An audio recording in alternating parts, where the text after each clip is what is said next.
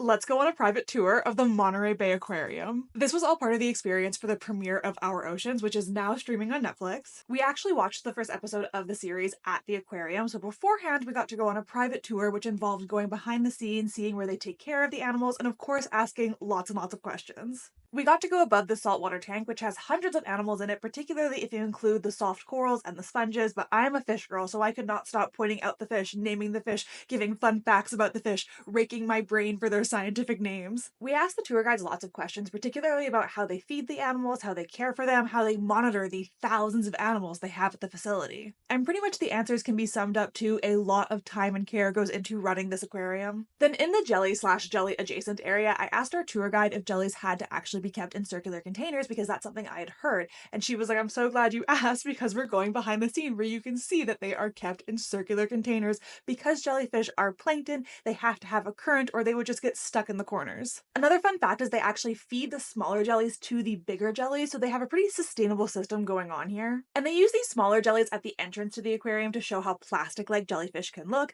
Then they were like, do you want to touch one? And even though jellyfish have touched me before, I still got very excited. You had to wet your two fingers and give it a little pet. After that, seeing the plastic display, it really does remind you how easy it is to mix up plastic and some sea creatures. Then finally, I could have spent all day in front of this open water display. There was tuna, there was mahi-mahi, there was turtles, there was rays. If you looked down, there was thousands of anchovies. But it was time to go watch the movie, and thank you so much to Netflix for this incredible experience.